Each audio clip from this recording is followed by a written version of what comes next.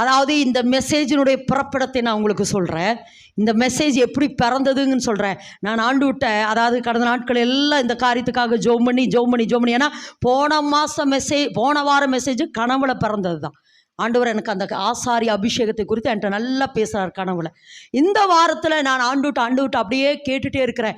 ஏன்னா இப்போ நாங்கள் ஏன்னா நமக்கு ஒரு விசாலமான ஒரு இடம் வேணும் அப்படின்னு சொல்லி திரும்ப கேட்குறவங்க அந்த பரலோக பொக்கிஷ சாலைன்னு சொன்னாரா கொஞ்ச நாள்.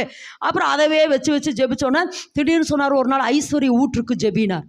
நான் கேட்டுட்டு இருக்கிற ஆண்டவர் ஐஸ்வர்ய ஊற்று எனக்குள்ளே எழும்பட்டு, ஐஸ்வர்ய ஊற்று எனக்குள்ளே எழும்பட்டுங்கிறேன். நான் ஐஸ்வர்ய ஊற்றுன்னு சொல்கிறேன். திடீர்னு அவர் சொல்கிறார் ஞானத்தின் ஊற்றுன்ட்டார்.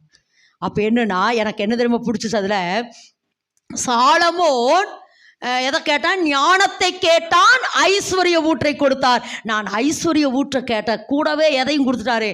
ஞானம். ஏன்னா ஐஸ்வர்யம் வந்தால் அதை சரியாக ஹேண்டில் பண்ணுற அளவுக்கு என்ன இருக்கணும்? ஞானம் இருக்கணும். ஆமாம், ஞானம் இருந்தால் தான் எதையும் பெற்றுக்கொள்ள முடியும், ஐஸ்வர்யத்தை பெற்றுக்கொள்ள முடியும். இது நான் ரெண்டு ரொம்ப கனெக்ட் பண்ணி பார்த்தேன்.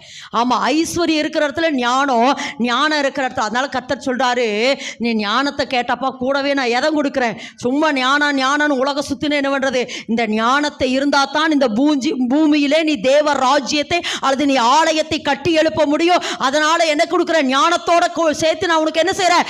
ஐஸ்வர்யத்தையும் கொடுக்குறேன். சாலமோனுக்கு கொடுத்த ஐஸ்வர்யத்தை போல ஒருவரும் பெற்றுக்கொள்ள முடியல. ஆமேன் என்று சொல்லலாமா?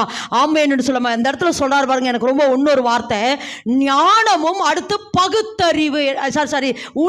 உணர்வுனா பகுத்தறிகிறது. ஞானத்தோட சேர்த்து எதை கொடுக்குறாராமா? நல்லா சொல்லுங்க. ஞானத்தோட கேட்டு அது யாருன்னு சொல்றேன். ஞானத்தோட சேர்ந்து எதை கொடுக்குறாரா? உணர்வு. இந்த உணர்வை உண்டாக்குறது யார் தெரியுமா? பரிசுத்த ஆவியானவர். அதாவது உணர்வு, அந்த ஞானத்தையும் உணர்வையும் அப்படின்னு என்னன்னா பகுத்தறிகிறது. ஏன்னா எந்த இடத்துல? ஏசாயா தீர்க்கதரிசன புத்தகம் 11:2 வாசிங்க. ஏசாயா 11:2 வேகமா. ஏசாயா 11:2 வாசிமா.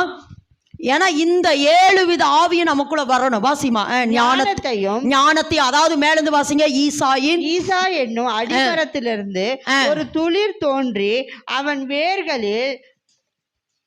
வேர்களில் இருந்து ஒரு கிளை எழும்பி செழிக்கும். ஞானத்தையும் நல்லா விளக்கமா. அந்த செழிக்கிற கிளை அப்படியே உறுதியா நிக்கணும்னா அதோட சேர்த்து எதை கொடுக்கிறாராமா? ஞானத்தையும் உணர்வுள்ள ஆவியையும். சொல்லுங்க, ஞானத்தையும் உணர்வுள்ள ஆவியை. திரும்ப சொல்லுங்க, ஞானத்தையும் உணர்வுள்ள ஆவியையும். அடுத்து ஆலோசனையையும் பலனை